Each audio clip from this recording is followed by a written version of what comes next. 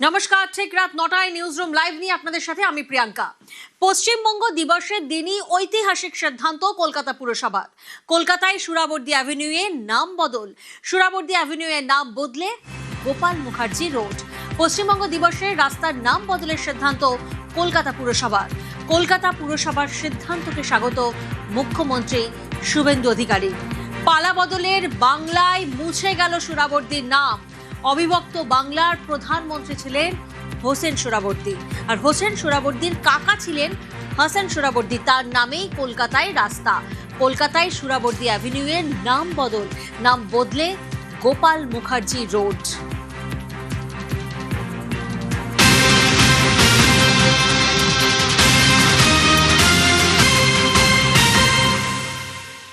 যে park circus ময়দান থেকে বাদিকে রাস্তাটি ঢুকছেই হাসান সোহরাওয়ার্দীর নামেই এই রাস্তা এতদিন নামকরণ ছিল, এবং রাজ্যে পরিবর্তন আসতেই এই ধরনের যারা ছিলেন এই হাসান সোহরাওয়ার্দীর তাদের নাম বদলে এই যে রাস্তার নাম করা হলো গোপাল মুখার্জি রোড, অর্থাৎ গোপাল পাঠার নামে এই যে রাস্তা চলে যাচ্ছে প্রায় 1 কিলোমিটার রাস্তা, এই রাস্তার নামকরণ করা হলো। এবং আমরা যেখানে দাঁড়িয়েছি এই সেই বাড়ি ছিল হাসান সোহরাওয়ার্দীর, এবং এই বাড়ির একেবারে সোহরাওয়ার্দী এভিনিউর ওপরেই তার এই বাড়ি অবস্থিত, এবং এই অনুসারে এই গোটা রাস্তার যে নাম ছিল সোহরাওয়ার্দী এভিনিউ, এবং এবার থেকে এই রাস্তার নাম হচ্ছে গোপাল মুখার্জি রোড, অর্থাৎ গোপাল পাঠার নামকরণেই কিন্তু এই সোহরাওয়ার্দী এভিনিউয়ের নাম পরিবর্তন হয়ে একেবারে গোপাল মুখার্জি রোড হতে চলেছে। পালা বদলের বাংলায় মুছে গেল সোহরাওয়ার্দীর নাম। অবিভক্ত বাংলার প্রধানমন্ত্রী ছিলেন হোসেন সোহরাওয়ার্দী। আরো ডিটেল জানার চেষ্টা করব। সহকর্মী কৌশিক দাশগুপ্ত রয়েছে নিউজ রুম থেকে। কৌশিক, এই সিদ্ধান্ত কতটা তাৎপর্যপূর্ণ? ভীষণই তাৎপর্যপূর্ণ। তবে সবার আগে যেটা জানা দরকার, হোসেন শাহিদ সোহরাওয়ার্দী যিনি অখণ্ড বাংলার প্রধানমন্ত্রী ছিলেন এক সময়, তার নামে কিন্তু এই রাস্তা নয় সোহরাওয়ার্দী এভিনিউ। সোহরাওয়ার্দী এভিনিউ হচ্ছে হোসেন শাহিদ সোহরাওয়ার্দী যিনি প্রধানমন্ত্রী ছিলেন, তার কাকা হাসান শহীদ সোহরাওয়ার্দীর নামে। এই হাসান শহীদ সোহরাওয়ার্দীর নামে রাস্তাটির নামকরণ হয়েছিল 1933 সালে। এই হাসান শহীদ সোহরাওয়ার্দী কে ছিলেন? তিনি ছিলেন 1930 থেকে 34 সাল পর্যন্ত কলকাতা বিশ্ববিদ্যালয়ের উপাচার্য, ভাইস চ্যান্সেলর। কলকাতা বিশ্ববিদ্যালয়ের প্রথম মুসলিম উপাচার্য ছিলেন হাসান শহীদ সোহরাওয়ার্দী। তার নামে এই রাস্তার নামকরণ করা হয়েছিল, এবং তাকে ব্রিটিশ সরকার নাইট উপাধিও দিয়েছিল। কারণ সেই সময় পরাধীন ভারতে মোট 11টি প্রভিন্স ছিল, প্রদেশ। সেই 11টি প্রভিন্সের প্রত্যেকটিতে একজন করে মাথা ছিলেন। তাকে মুখ্যমন্ত্রী বলা হতো না, তাদের বলা হতো প্রধানমন্ত্রী। সেই প্রধানমন্ত্রী ছিলেন হোসেন শাহিদ সোহরাওয়ার্দী। তাই সেই সময় ওই প্রভিন্সে যেমন একজন করে প্রধানমন্ত্রী থাকতেন, একজন করে গভর্নরও থাকতেন। সেই সময় গভর্নর ছিলেন স্ট্যানলি জ্যাকসন। এই স্ট্যানলি জ্যাকসন যখন গভর্নর, তখন কলকাতা বিশ্ববিদ্যালয়ের উপাচার্য প্রধানমন্ত্রীর কাকা হাসান শহীদ সোহরাওয়ার্দী, সেই সময়কার যিনি গভর্নর, ব্রিটিশ গভর্নর, তাকে আক্রমণ করা হয়েছিল। বিপ্লবী বীণা দাস তাকে লক্ষ্য করে গুলি চালান। সেই সময় হাসান শহীদ সোহরাওয়ার্দী যিনি কলকাতা বিশ্ববিদ্যালয়ের উপাচার্য ছিলেন, তিনি তখন ওই গভর্নরকে প্রাণে বাঁচতে সাহায্য করেন। তার জন্যই, অর্থাৎ যারা ব্রিটিশ শাসক, তাকে বাঁচাতে তিনি সাহায্য করেন। সেই জন্য তাকে নাইট উপাধি দেওয়া হয়েছিল। এই হাসান শাহিদ সোহরাওয়ার্দীর নামেই সোহরাওয়ার্দী এভিনিউ ছিল। এবং একটা জিনিস মাথায় রাখতে হবে, এই সোহরাওয়ার্দী এবং গোপাল পাঠা, অর্থাৎ গোপাল মুখার্জি, তার পাঠার দোকান ছিল বলে তাকে অনেকে রাখতেন গোপাল পাঠা, এবং সেই নামটি জনপ্রিয় হয়। এদের দুজনের নামই কিন্তু পশ্চিমবঙ্গ দিবসের ইতিহাসের সঙ্গে জড়িত। এবং সেই পশ্চিমবঙ্গ দিবসের দিনই কলকাতা পুরসভা সিদ্ধান্ত নিল সোহরাওয়ার্দী অ্যাভিনিউয়ের নাম বদলে করা হবে গোপাল মুখার্জি রোড। গোপাল পাঠা বা গোপাল মুখার্জি এবং সোহরাওয়ার্দী, এই দুজনের নাম দুরকম ভাবে ইতিহাসে লেখা রয়েছে। যেমনটা বলছিলাম যে হোসেন শাহিদ সোহরাওয়ার্দী ছিলেন অবিভক্ত বাংলা প্রভিন্সের প্রধানমন্ত্রী। সেই সময় তার বিরুদ্ধে নানা রকম অভিযোগ উঠেছিল। প্রথম মুসলিম লীগের তিনি সরকার চালাচ্ছিলেন। যে অভিযোগ উঠত যে হিন্দুদের কোণঠাসা করতে এবং মুসলিমদের সুযোগ করে দিতে, বাড়তি সুবিধা পাইয়ে দিতে তিনি সেই রকম ভাবে শিক্ষানীতি চালু করেছিলেন, একের পর এক বিল চালু করেছিলেন। এই নিয়ে হিন্দু বাঙালিদের মধ্যে ক্ষোভ তৈরি হচ্ছিলই। পাশাপাশি মুসলিম লীগ, মোহাম্মদ আলী জিন্নাহ তিনি চাইছিলেন অবিভক্ত বাংলাটাই যেন পাকিস্তানে চলে যাক, ইন্ডিয়াতে না থাকুক, দুভাগে ভাগ হোক দেশ এবং অবিভক্ত বাংলাটা থাকুক পাকিস্তানের সঙ্গে। কারণ সেই সময় অবিভক্ত বাংলায় রয়েছে কলকাতা, কলকাতায় তখন বাণিজ্য হচ্ছে, শিল্প হচ্ছে, পড়াশোনা হচ্ছে, সেই বাংলাকে মোহাম্মদ আলী জিন্নাহ চেয়েছিলেন, কিন্তু কলকাতা সেইটা তিনি করতে পারেননি। যদিও অবিভক্ত বাংলায় 55% ছিল মুসলিম এবং হিন্দুরা তখন ছিল সংখ্যালঘু 45%, তা সত্ত্বেও জিন্নাহ সেটা করতে পারেননি। যখন তিনি পারছেন না তখন তিনি চেষ্টা করলেন জোর খাটাতে, তখন তিনি ডিরেক্ট অ্যাকশন ডের ডাক দিলেন, সেটা হচ্ছে 1946 সালের 16ই আগস্ট ডিরেক্ট অ্যাকশন ডে।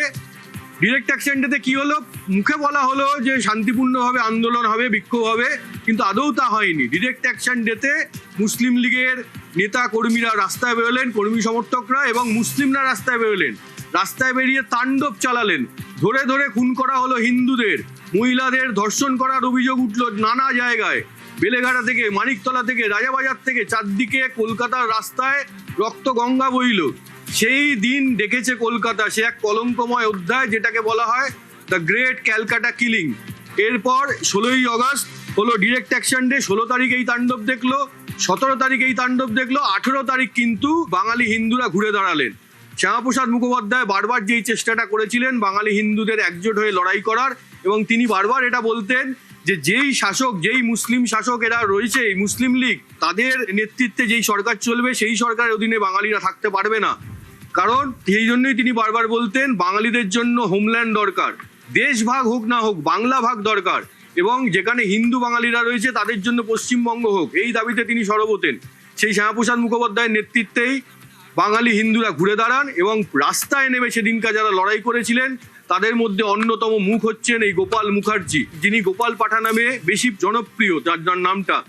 সেই সময় তিনি একেবারে বুক চিতিয়ে লড়েছিলেন এবং শেষমেশ সেই দাঙ্গা তারপর থামে। যখন হিন্দুরা প্রত্যাঘাত করতে শুরু করে, পাল্টা রুখে দাঁড়ায়, সেই সময় যিনি সুহরাওয়ার্দী প্রধানমন্ত্রী ছিলেন তার বিরুদ্ধে এই অভিযোগও উঠেছিল যখন ডিরেক্ট অ্যাকশন ডেতে হিন্দুদের খুন করা হচ্ছে, হত্যা করা হচ্ছে, সেই সময় তিনি তার পুলিশকে নিষ্ক্রিয় করে রেখেছিলেন। আবার যেই হিন্দুরা পাল্টা ঢুকে দাঁড়িয়েছিল তখন তিনি পুলিশকে নামিয়েছিলেন। এর প্রভাব গিয়ে পড়ে নোয়াখালীতে। এইখানে যখন দাঙ্গা পরিস্থিতি আস্তে আস্তে নিয়ন্ত্রণে আসছে তখন নোয়াখালীতে নাকি অভিযোগ যে সেই সময় সে নোয়াখালীতে বদলা নেওয়া হয়, সেখানে হিন্দুরা আরো সংখ্যালঘু ছিল, সেখানে হত্যাকাণ্ড চালানো হয়। এই যখন পরিস্থিতি তখন হিন্দু বাঙালিরা ঠিক করেন যে কোনোভাবেই দেশ ভাগ হোক বা না হোক বাংলা ভাগ করতেই হবে এবং পশ্চিমবঙ্গে থাকবে হিন্দু বাঙালিরা, হিন্দু বাঙালিদের জন্য হবে পশ্চিমবঙ্গ। এবং সেই সময় শ্যামাপ্রসাদ মুখোপাধ্যায়ের নেতৃত্বে থাকলেও বিদুষী বাঙালিরা একজোট হয়েছিলেন। সেই নামগুলো যদি তোমাকে বলি তাহলে বুঝতে পারবে, সেই যদুনাথ সরকার, রমেশচন্দ্র মজুমদার, সুনীতি চট্টোপাধ্যায়, মেঘনাথ সাহা, প্রমথরঞ্জন ঠাকুর, শরৎচন্দ্র চট্টোপাধ্যায়, প্রফুল্লচন্দ্র রায়, শিবেন্দু শেখর রায়, সুখেন্দু শেখর রায়ের বাবা, এছাড়া নির্মল চন্দ্র চট্টোপাধ্যায়, সোমনাথ চট্টোপাধ্যায় যিনি একসময় লোকসভা স্পিকার ছিলেন, বর্ষিয়ান সিপিআইএম নেতা, তার বাবা, তিনিও সেই সময় একজোট হয়েছিলেন, পশ্চিমবঙ্গের পক্ষে সওয়াল করেছিলেন হিন্দু বাঙালিদের জন্য।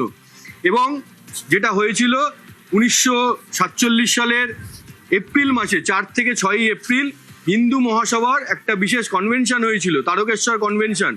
সেখানেই ঠিক হয়েছিল যে পশ্চিমবঙ্গ তৈরি করা হবে, সেই প্রস্তাবটি পাশ হয়েছিল। তারপর ভোটাভুটি হয়, সেই ভোটাভুটিতে 58-21 ভোটে হিন্দু মহাসভা বা আমাদের হিন্দু বাঙালিরা তারা জিতে যান এবং মুসলিম লীগ হেরে যায়। সেই দিনটিকেই, সেই জন্য 20 জুন দিনটিকে পশ্চিমবঙ্গ দিবস হিসাবে পালন করা হয়েছে।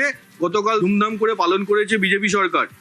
প্রধানমন্ত্রী এসেছিলেন সেই দিবসটি পালন করার জন্য এবং সেই জন্যই তিনি তারকেশ্বরে গিয়েছিলেন।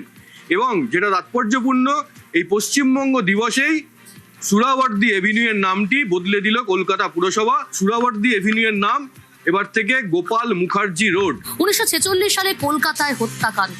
গতকাল পশ্চিমবঙ্গ দিবসে তারকেশ্বরে দাঁড়িয়ে মোদির মুখে সেই ইতিহাস।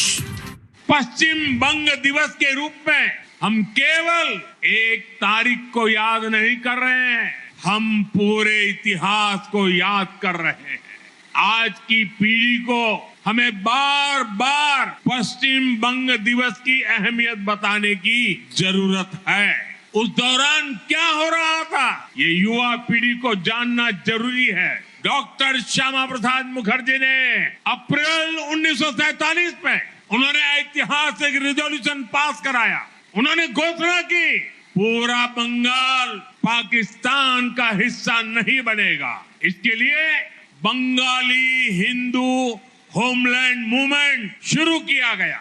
भारत विरोधी लोगों को ये पता चल गया पूरे बंगाल को भारत से तोड़ना नामुमकिन होगा और पश्चिम बंगाल के रूप में ये हिस्सा मां भारती के साथ रह गया। सियासी एजेंडों के कारण इतिहास का व्हाइट वॉश किया गया, पश्चिम बंगाल के इस इतिहास को दबाया गया। आज पश्चिम बंग दिवस पर हमारा कर्तव्य है, हम संकल्प लें अब इतिहास की वो गलतियां दोहराई नहीं जाएगी। সুরাবর্দী অ্যাভিনিউয়ের নাম বদলে গোপাল মুখার্জি রোড। মুখ্যমন্ত্রীর সিদ্ধান্তকে সাধুবাদ গোপাল পাঁঠার পরিবারের।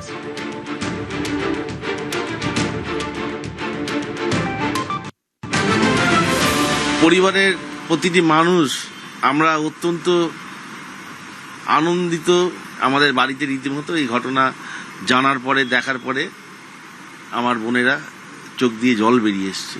খুব ভালো সিদ্ধান্ত শুভেন্দুবাবু নিয়েছেন পশ্চিমবঙ্গ দিবসে, যে এইরকম একটা ঐতিহাসিক ঘটনার যিনি কর্মকাণ্ডের যিনি রূপকার, ওনাকে যে একটা ওনাকে শ্রদ্ধা নিবেদন করে যে রাস্তার নাম পরিবর্তন করে ওনার নামে করা হয়েছে, এটা আমরা পরিবারের প্রতিটি সদস্য তরফ থেকে ওনাকে সাধুবাদ জানাই, ওনাকে অন্তঃস্থল থেকে শ্রদ্ধা নিবেদন করি। রাজ্য সরকারের সিদ্ধান্তে গর্বিত স্থানীয়রা। অনেক গর্বিত আছে দাদা, যার জন্য আমরা এতদিন যে নিজেকে ফিল করতে পারতাম না যে গোপাল পাঠা যিনি না থাকলে হয়তো আজকে এখানে আমরা স্বাধীন থাকতাম না। গভর্নমেন্টকে স্যালুট জানাচ্ছি, বেসিক্যালি মানে থ্যাঙ্কস টু শুভেন্দু অধিকারী। না, এটা ভালো যে ভালো একটা পদক্ষেপ নিয়েছে, কেন এতদিন ধরে তো নেওয়া হয়নি, এখন একটা নিল তো শুনে ভালো লাগলো। এখন কেন আমি এক্ষুনি জানলাম কি এটা চেঞ্জ করলো, তো শুনে ভালো লাগলো। এখন কংগ্রেস এবং কমিউনিস্টরা সুরাবর্দীদের মাথায় করে রেখেছিল, প্রতিক্রিয়া দেবজিৎ সরকারের।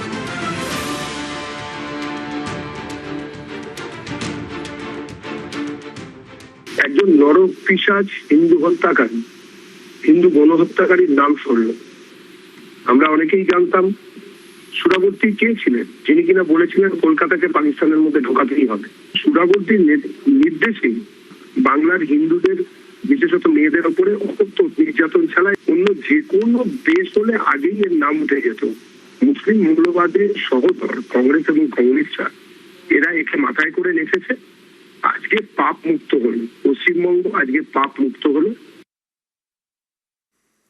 গোপাল মুখোপাধ্যায়কে এতদিন প্রকৃত সম্মান দেওয়া হয়নি, রাস্তার নাম বদলে খুশি পরিচালক বিবেক Agnihotri. I'm very happy about this change, and I want to thank Honorable Chief Minister Shri Shubhenduji. On many occasions when I came to Kolkata, in my speeches I said this. I remember when we launched our trailer in August last year, I had demanded that Suhrawardy Avenue's name should be changed to Gopal Patha's name. At that time, there was a lot of resistance, and you know what all happened with us by the previous government. Despite knowing, see, one thing is ignorance, that you are ignorant, you don't know. They simply didn't do it because they did not respect the real warriors of the freedom struggle, and I am very, very happy and thankful to Chief Minister Suvendu Adhikari ji.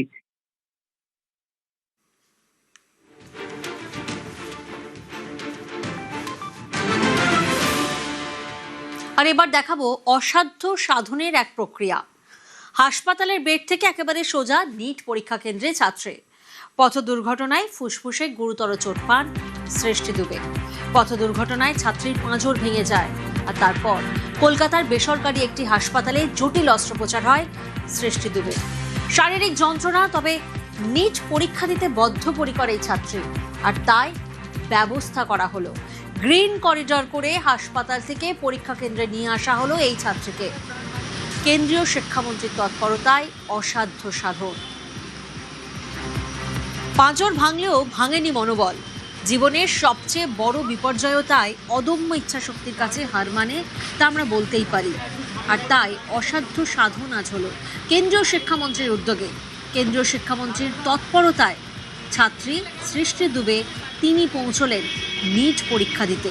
হাসপাতালের bed থেকে একেবারে সরাসরি NEET পরীক্ষা কেন্দ্রে ছাত্রী সৃষ্টি দুবে, সেই ছবি আপনারা দেখছেন।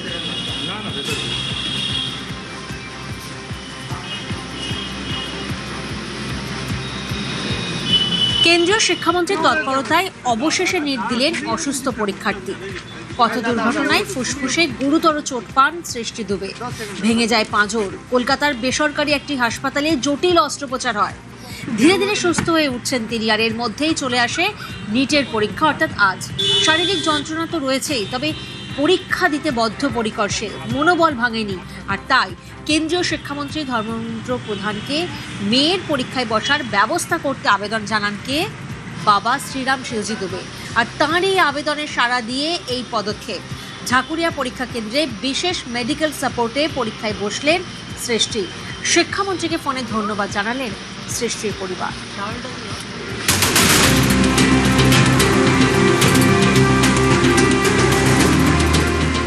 দুর্ঘটনা তুচ্ছ, মনের জোরই বড়, তার প্রমাণ নিট পরীক্ষার্থী সৃষ্টি দুবে। ভেন্টিলেশন থেকে পরীক্ষার হলে সৃষ্টি, কেন্দ্রীয় শিক্ষামন্ত্রীর তৎপরতায় অসাধ্য সাধন।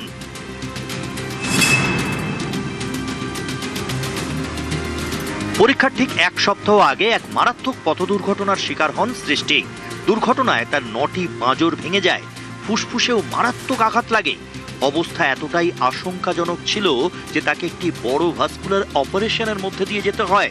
কিছু সময়ের জন্য ভেন্টিলেশনেও রাখা হয়েছিল সৃষ্টিকে। তবে এত কিছুর পরেও ডাক্তার হওয়ার স্বপ্ন পূরণ থেকে এক চুলও নড়েননি সৃষ্টি। তো লেফট সাইডে বড় ইনজুরি ছিল, মাল্টিপল রিব ফ্র্যাকচার, লাঙে ইনজুরি, ক্ল্যাভিকালে একটা হেয়ার লাইন ফ্র্যাকচার আছে, বাট মোস্টলি ওই লেফট সাইডেই ইনজুরিটা ছিল। তো মিরাকিউলাসলি এত তাড়াতাড়ি এত বড় ইনজুরি হওয়া একটা পেশেন্ট এত তাড়াতাড়ি এতটা রিকভার হয়ে যাওয়া, it's really মিরাকিউলাস।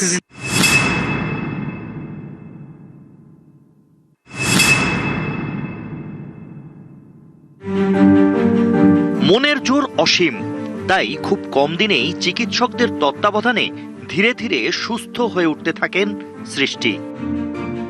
Or even date of birth যেটা আছে, যেদিন ও জন্মেছিল, that was a doctor's day. তো এই কারণে ওর খুব ইচ্ছা ছিল যেন ডাক্তারি লাইনে যেন ঢুকতে পারে। ইভেন লাস্ট টাইম যেটা নিট পরীক্ষাতেও ভালো পরীক্ষা দিয়েছিল। এবার এই ইঞ্জারি হওয়ার জন্য ওর অনেকটা মন খারাপ হয়ে গেছিলো যে দিতে পারবো না। কিন্তু ওর মা বাবার জন্য একটাই ব্যাপার ছিল যে মেয়ে যেন সুস্থ হয়ে থাকে। মেয়ের এই পরীক্ষা দেওয়ার অদম্য ইচ্ছে দেখে ন্যাশনাল টেস্টিং এজেন্সিকে ইমেল করেন সৃষ্টি দুবের বাবা। এই এনটিএ এর তত্ত্বাবধানেই হয় নিট প্রবেশিকা পরীক্ষা। এরপরেই আসরে নামেন কেন্দ্রীয় শিক্ষামন্ত্রী ধর্মেন্দ্র প্রধান। সৃষ্টির পরীক্ষা দেওয়ার জন্য যা যা সহযোগিতা প্রয়োজন তার সবটুকুই করা হবে বলে আশ্বস্ত করেন কেন্দ্রীয় শিক্ষামন্ত্রী।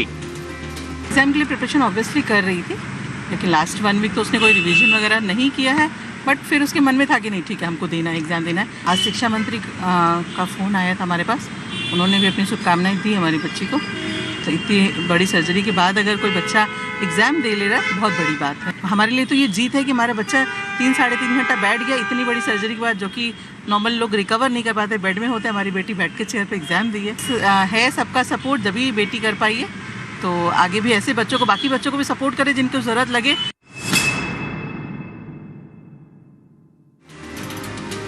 সৃষ্টির অদম্য ইচ্ছের কথা জানতে পেরেই বিশেষ ব্যবস্থার আয়োজন করেন কেন্দ্রীয় শিক্ষামন্ত্রী ধর্মেন্দ্র প্রধান। ঢাকুরিয়ার বিনোদিনী গার্লস হাই স্কুলে সৃষ্টির পরীক্ষার ব্যবস্থা করা হয়।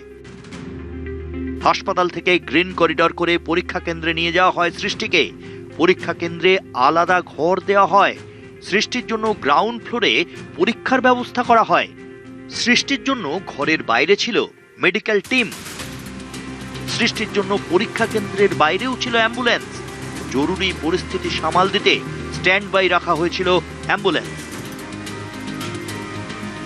পরীক্ষা শুরু হওয়ার পর সৃষ্টির বাবাকে ফোন করেন কেন্দ্রীয় শিক্ষামন্ত্রী ধর্মেন্দ্র প্রধান। খোঁজ নেন সৃষ্টির স্বাস্থ্যের। नमस्कार सर। कैसे हैं आप? सर आप लोग के आशीर्वाद से ठीक है, मेरी बच्ची एग्जाम दे पा रही है। ये मतलब बहुत मतलब मेरे मन में विश्वास नहीं किया था कि मेरी बच्ची एग्जाम दे पाएगी, लेकिन दे पा रही है आप लोग के सहयोग से सर। आप खुश हो? हाँ सर, बहुत खुश है सर। उनकी माँ पिताजी दोनों आए हैं, आप दोनों हो वहाँ? हाँ, मेरी वाइफ भी है। तो उसकी माँ को फोन दो तो।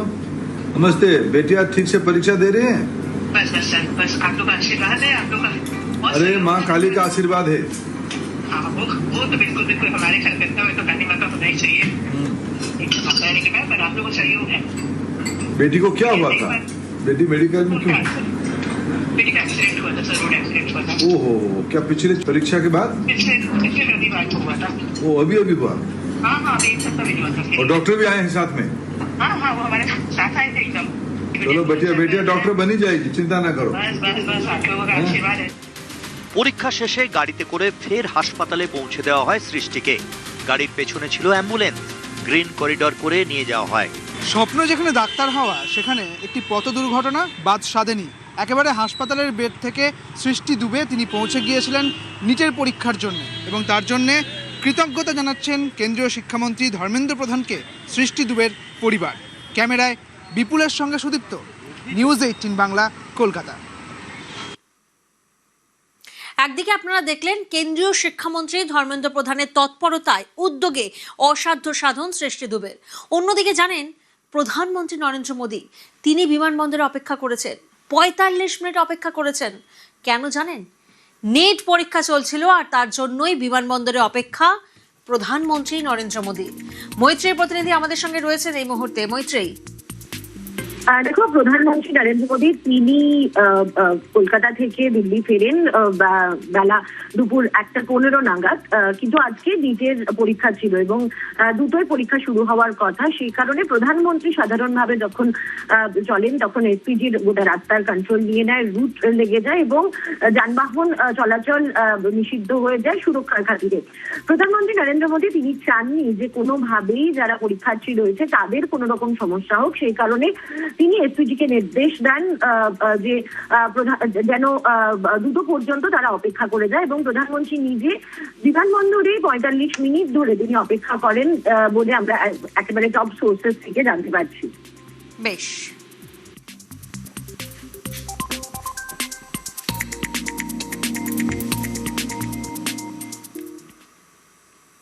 অন্যদিকে বৃষ্টিতে জলমগ্ন আশুতোষ কলেজ চত্বর, নিট পরীক্ষার্থী এবং অভিভাবকদের জমা জলে ভোগান্তি। আর সেই খবর পেয়েই কলকাতা পুরসভার তৎপরতা, পুরসভার পদক্ষেপের প্রশংসা মন্ত্রী অগ্নিমিত্রা পালের। প্রীতি প্রতিনিধি আমাদের সঙ্গে রয়েছেন। প্রীতি, কলকাতা পুরসভার তরফ থেকে ঠিক কি কি পদক্ষেপ নেওয়া হয়েছিল? দেখো, আজকে রিনিট তাদের পরীক্ষা ছিল ইউজি, এবং সকাল থেকে আমরা দেখেছি যে সকাল থেকে যখন দুপুর গড়িয়েছে তখন কলকাতার একাধিক জায়গায় ভারী বৃষ্টিপাতের দিন জল জমে গেছিল। তেমনই আশুতোষ কলেজের সামনে সেই জল জমে এবং যার জেরে পরীক্ষার্থীরা যারা ছিলেন তাদের কিছুটা পরীক্ষার ব্যাহত হন, এবং তারপরে কিন্তু সঙ্গে সঙ্গে কলকাতা পুরসভার কাছে সেই অভিযোগ দেয় যে সেই স্পেসিফিক কলেজের সামনে জল জমে রয়েছে এবং সেটা পরিষ্কার করার জন্য। এবং অ্যাক্টিভনেস দেখা যায় কলকাতা পুরসভার কর্মীদের মধ্যে, সঙ্গে সঙ্গে জল নামানোর যে কাজ সেই কাজে হাত লাগান তারা, এবং সাময়িক যে পাম্পিং স্টেশনের মাধ্যমে যে জল নামানো হয় তাতে কিন্তু পরীক্ষার্থী সহ তাদের যে অভিভাবক তারা খুশি। এর সঙ্গে সঙ্গে এই যে পুরো ঘটনার প্রশংসা করে পুরমন্ত্রী অগ্নিমিত্রা পাল তিনিও পোস্ট করেছেন সোশ্যাল সাইটে। একেবারে ধন্যবাদ প্রীতি।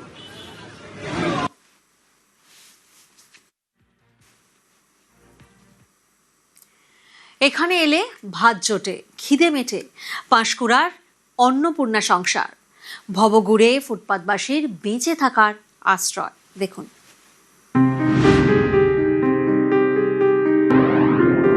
ক্ষুধাতুর শিশু চায় না স্বরাজ, চায় দুটো ভাত একটু নুন।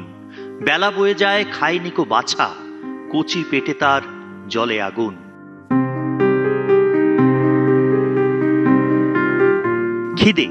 খিদের আগুন, সেখানেই যত রাজনীতি, পেটের জন্যই যত যুদ্ধ, বাঁচার লড়াই। সব হারানো এই মানুষদের কথা কেউ ভাবে না। পথের ধারে আস্তাকুড়ের উচ্ছিষ্ট খুঁটেই এদের জীবন। কোনোদিন খাবার জোটে, কোনোদিন জোটে না।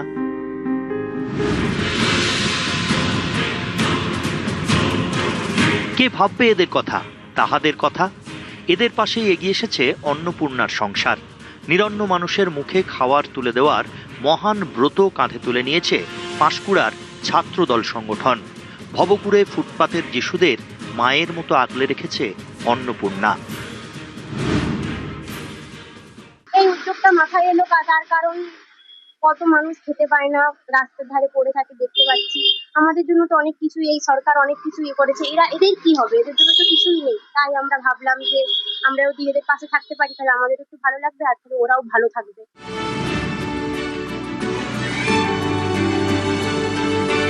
অন্নপূর্ণার সংসার, যাদের কেউ নেই তাদের আশ্রয়, পেটের ভাত তুলে দেওয়ার লড়াই, গরিবের পাশে দাঁড়ানোর লড়াই।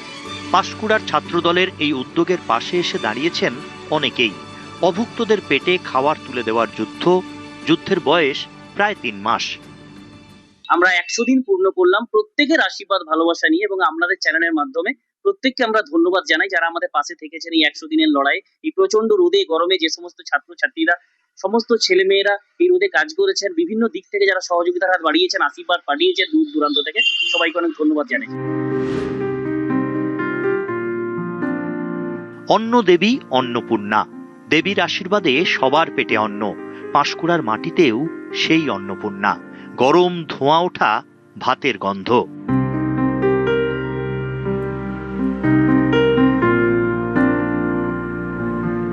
পালাবদলের পর বাংলায় একদিকে অন্নপূর্ণা যোজনা, বাংলার মা বোনের মুখে হাসি, অন্যদিকে পাঁশকুড়ার মাটিতেও অন্নপূর্ণা, ভবঘুরে ফুটপাতবাসীর মুখে ভাত তুলে দেওয়ার লড়াই।